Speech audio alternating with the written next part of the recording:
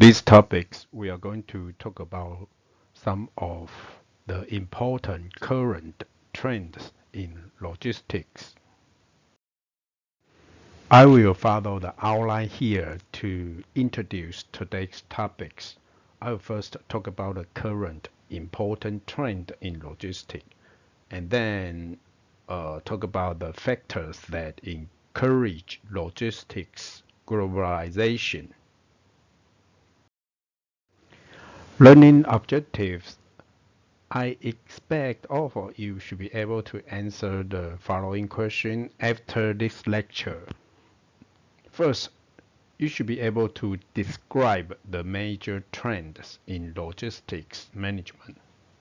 And then you should be able to explain the factors that encourage logistics globalization and use this as a checkbox to see if you have learned what I try to tell you.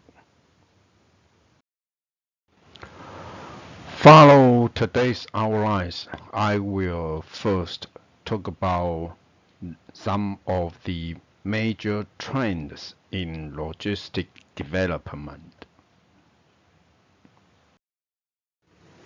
The following list outlines some of the important current trends in logistics. Some of these have a fundamental impact on the way that organizations work, while others are fairly technical. One of the trends is more collaboration along the supply chain. We have already seen that organizations now view logistics as a single integrated function, and we have talked about this in the previous lecture. So this integration does not just occur within each organization, but extends all along the supply chain. All the organizations along any particular supply chain share the same objectives, which is satisfy final customers, and they should cooperate to achieve this aim. So the purpose of the supply chain, the ultimate purpose, the ultimate aim of the supply chain is to satisfy final customer. Therefore, their competitors are not other organizations within the same supply chain, but their competitor is the organizations in other supply chains.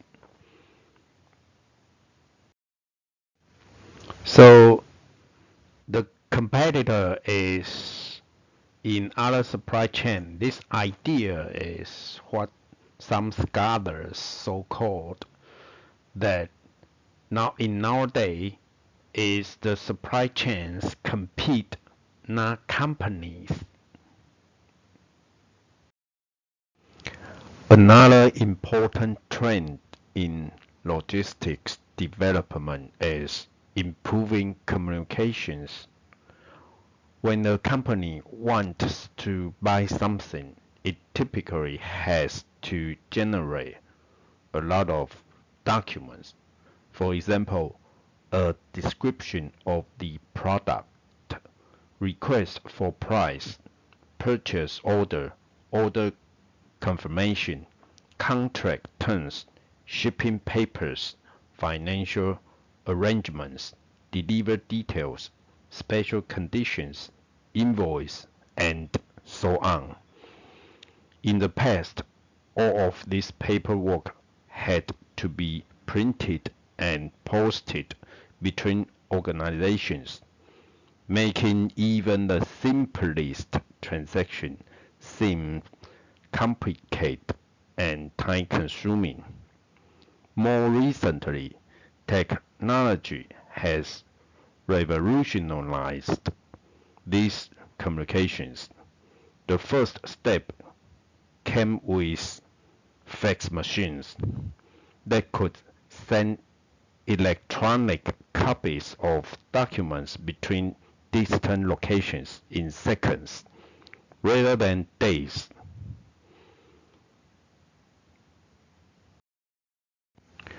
After fax machine, the technology moving forward, the EDI electronic data interchange technology have been developed to be used in the communication between organizations in logistics system. By the 1990s, EDI allowed remote computers to exchange data, and by 2000 year, around more than 2,000 companies in the United Kingdom use EDI for trade. After that, electronic trading mushroomed, with email followed by e-business, e-commerce, e-trading, and so e-everything. It has been particularly useful for e-purchasing or e-procurement, which has developed in two main versions: for business to business, B2B, where one business buys materials from another business, and business to customer, B2C, where a final customer buys from a business. By 2002, around 83% of United Kingdom suppliers use B2B, and around with the worldwide, the B2B trade has been popular around the world. Improvements in other technology is another trend in logistics. Improving technology has had widespread effects throughout logistics. For example, roadside detectors route lorries around traffic congestion and show the fastest journey to customers. Warehouses use automatically guided vehicles and stack cranes. Vehicles are increasingly reliable and energy efficient. Automatic transfer is making intermodal transport more efficient. New designs and materials improve the logistics infrastructure. Therefore, it is difficult to find any area of logistics that is not affected by improving technology in some way. But there are two particularly important areas for e-business. The first is new tracking systems that use item coding to give each package an identifying tag, usually a barcode or magnetic stripe, which can be read to monitor all locations and movements. The second is electronic fund transfer, EFT. EFT system acknowledge the receipt of materials and automatically transfer money from customers' bank accounts to the suppliers. Reducing overall logistic costs is another important trend. Approaches such as lean logistics concentrate on reducing costs as much as possible. This normally benefits everyone, as logistics operators can offer competitive prices and their customers are happy to pay as little as possible. Many organizations have reduced their logistics costs to levels that affect their whole operations. For example, lower transportation costs allow organizations to work over a wider geographical area, which is why manufacturers in Asia can deliver goods anywhere in the world at prices that compare with domestic companies. Shorter lead times. When customers decide to buy something, they usually want it delivered immediately or maybe at some specific time, while suppliers do not want products hanging around and clogging the supply chain. Therefore, it is normally in everyone's interest to have the delay between ordering materials and having them delivered as short as possible. There are many ways of reducing lead times, often based on flexible operations and convenient locations for facilities. One approach uses synchronized material movement, which makes information available to all parts of the supply chain at the same time, so that there is no waiting for messages to move up and down. One trend is using fewer suppliers. Traditionally, organizations have used a large number of suppliers. This encouraged competition and ensured that they got the best deal, and allowed delivery to continue if one of supplier ran into difficulties. However, the trend towards cooperation within supply chain encourages organizations to look for the best suppliers and work inclusively or largely with them. This inevitably reduces the number of suppliers used in supply chain. Some of examples about reducing the number of suppliers is that one of them is Rank Xerox. Rank Xerox reduced its supplier from 5,000 to 300.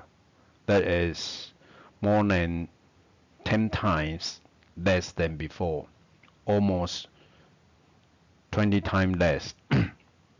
And Ford Motor Company also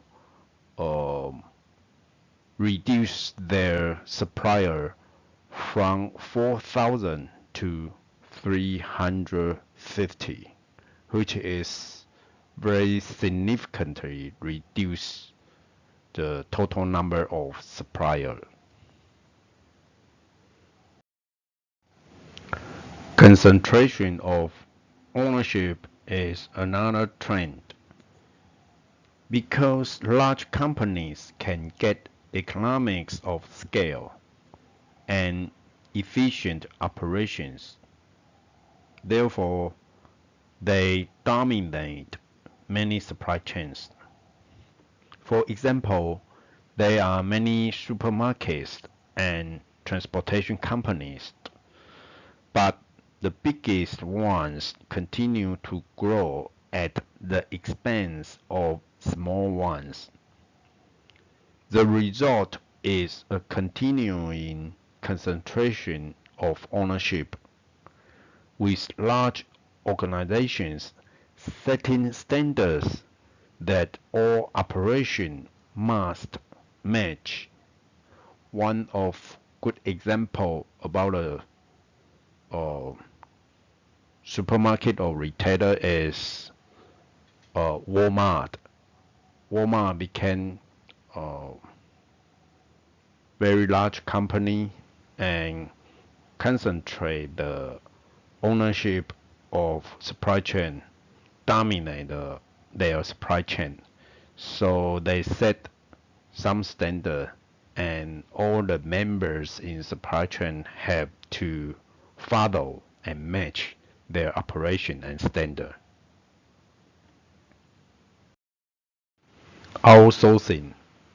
Organizations can often benefit from concentrating on their core operation, or say focus more on their core competence, and using specialized companies to take over peripheral activities. These peripheral activities might be anything from cleaning and catering through to accounting and information processing.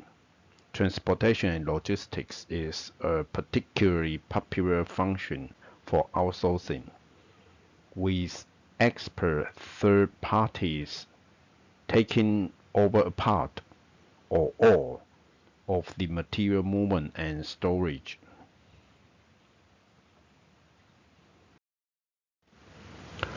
Some surveys from industry suggest that there are around 30% of transportation and logistics expenditure is outsourced in the European Union, and this situation is still steadily growing, which means outsourcing is the main trend in logistic areas.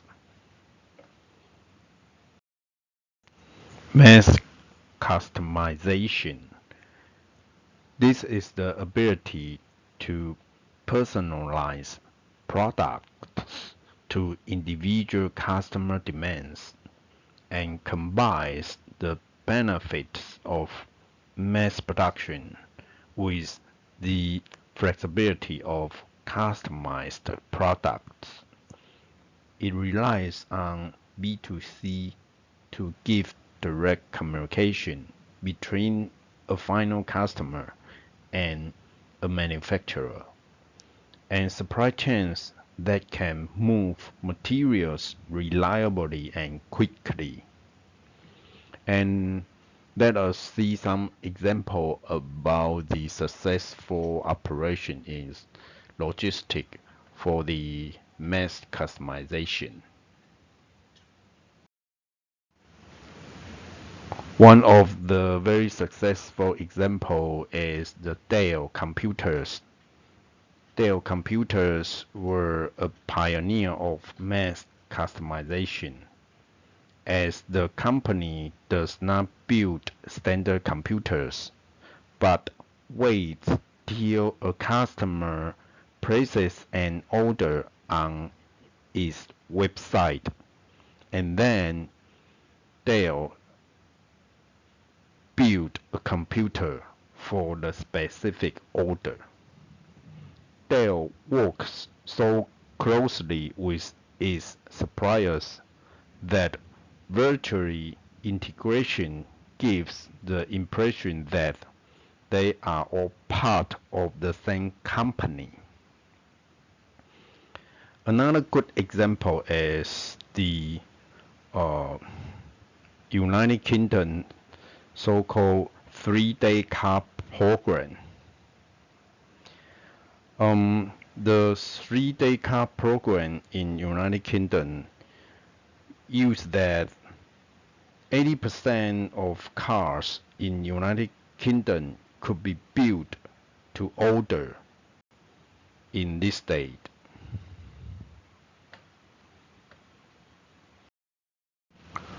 Postponement. Traditionally, manufacturers moved finished goods out of production and stored them in the distribution system until they were needed.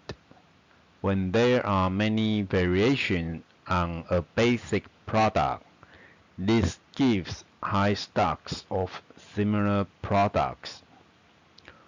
Postponement moves almost finished products into the distribution system and delays final modifications or customization until the last possible moment. You can think this as like package to order, where a company keeps a product in stock but only puts it in a box written in the appropriate language when it is about to ship an order. Similarly, postponement allows manufacturers of electrical equipment to keep stocks of standard products and only add the transformers and cables needed for different markets at the last minute. Cross-docking. Traditionally, warehouses move material into storage and keep them until needed, and then move them out to meet demand. So there will be a lot of movement about move in and move out. Cross-docking proposed a new idea. Cross-docking coordinates the supply and delivery so that product or goods arrive at the receiving area and are immediately transferred to the loading area and put onto delivery vehicles.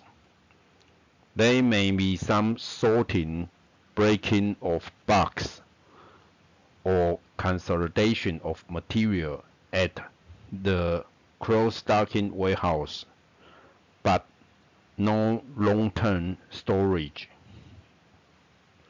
The basic activities can be done at a simple transfer point, so the ultimate aim is to remove the warehouse completely and have stock on wheels.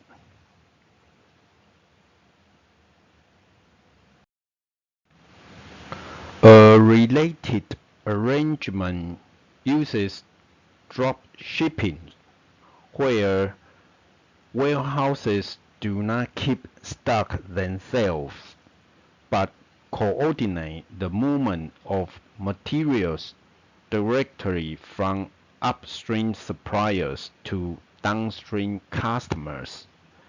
Therefore, the drop shipping warehouse operate as a information hub or transfer those information, but there is no physical material go through the drop shipping warehouse.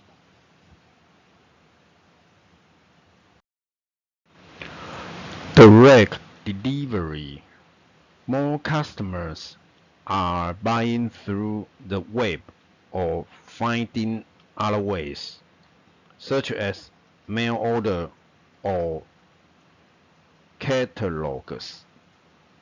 The online shopping is the most popular one right now, of buying directly from manufacturers or earlier tiers of the supply chain. This has the benefits of reducing lead times, reducing costs to customers, having manufacturers talking directly to their final customers, allowing customers access to a wider range of products, and so on.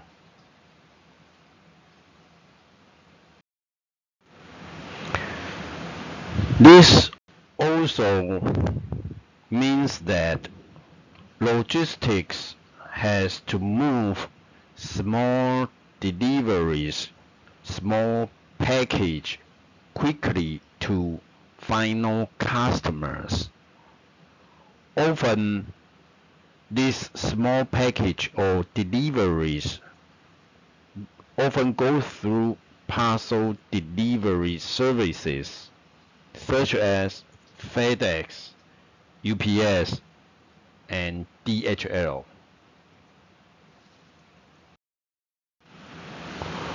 One important trend is increasing environmental concerns. There is growing concern about air and water pollution, energy consumption, urban development, waste disposal, and other aspects of environmental damage. It is fair to say that logistics does not have a good reputation for environmental protection, demonstrated by the emissions from heavy lorries, use of greenfield sites for warehouses, calls for new road building, use of extensive packaging, oil spillage from tankers, and so on. However, on the positive side, logistics managers are clearly moving towards greener practice. Operators use more energy-efficient vehicles, control exhaust emissions, reuse packaging, switch to environmentally friendly modes of transportation, increase recycling through reverse logistics, add safety features to ships, develop brownfield sites, and so on. There is a growing recognition that careful management can bring both environmental protection and lower cost. One obvious trend is the growth of international or global logistics.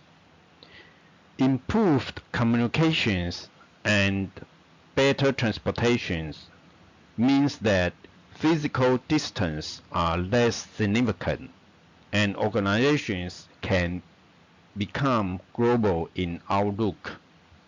They can effectively buy, transport, store, manufacture, sell, and distribute products in a single worldwide market.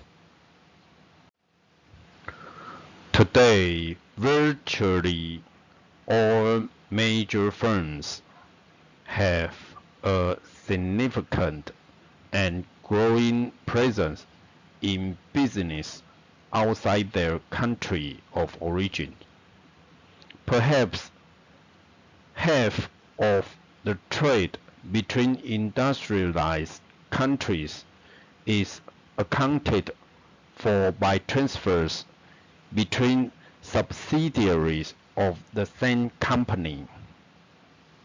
For example, in United States, a third of exports are sent by American companies to their overseas subsidiaries, and another third are sent by foreign manufacturers back to their home market.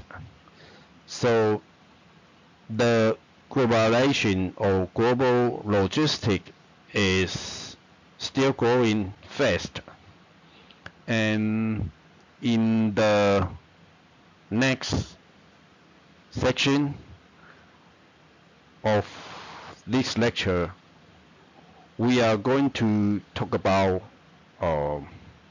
what factor that encourage international operations or global operation in logistic system. So we are going to talk about those factors pushing logistic system to be globalized.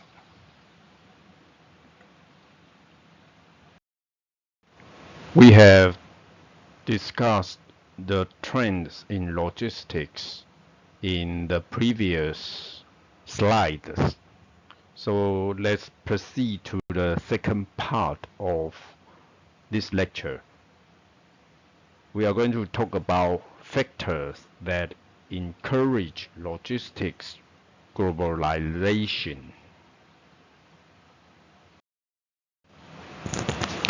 There are many factors that encourage international operation or globalization, including the following: growing demand in new markets as developing regions become more prosperous.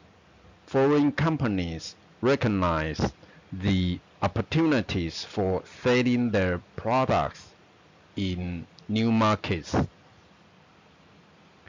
Manufacturers aiming for economies of scale. Many manufacturing operations depend on or work best with stable, large-scale production. The best size for this is often larger than demand from a single market. Greater demands on suppliers. As customers become more demanding, local suppliers may not be able to meet their requirements, and organizations have to look further afield to find the best sources.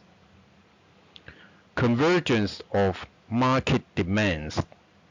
Different markets are increasingly accepting the same products, or at least products with minor differences in finishing.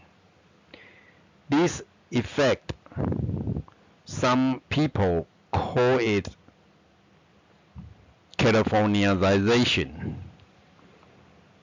For example, allowing Coca-Cola, McDonald's, Toyota, and Sony to sell the same products in virtually any country.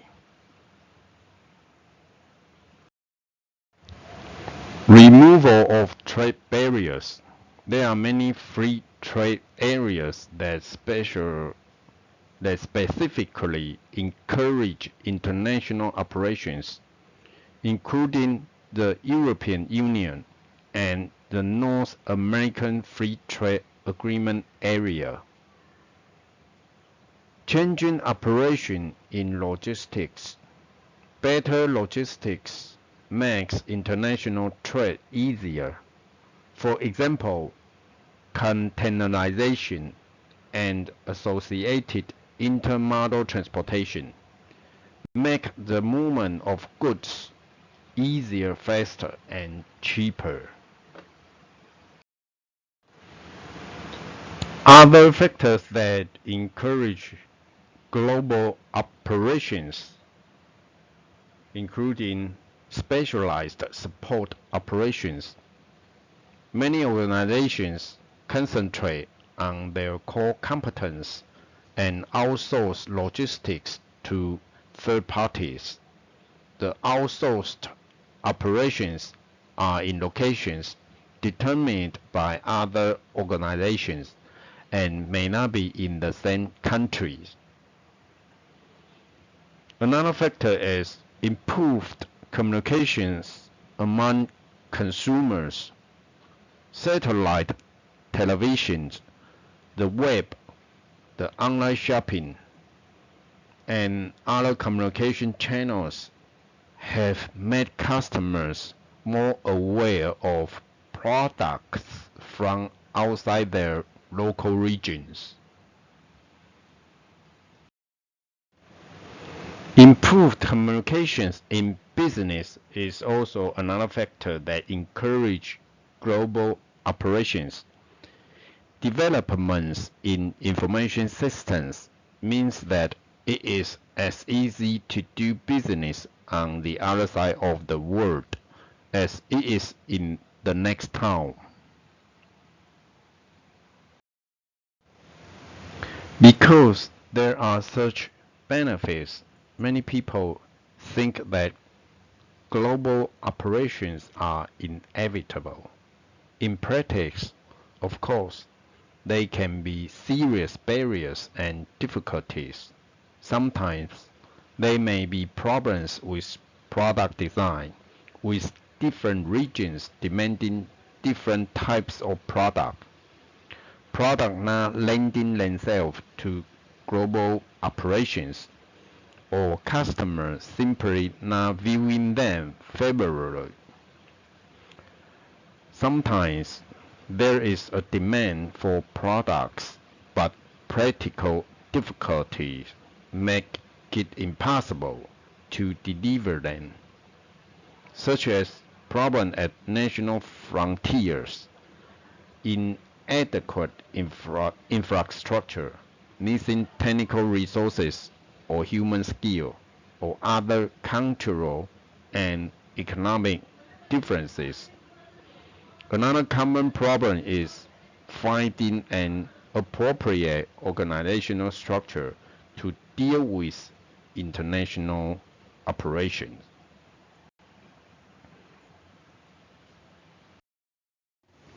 I will use the following key points to conclude this lecture. We first discuss some of the important trends in logistic development. And then we talk about the factors that encourage globalization of logistic management. Part of this lecture is extracted from the book listed here. If you like to have further study, you can refer to the book listed here.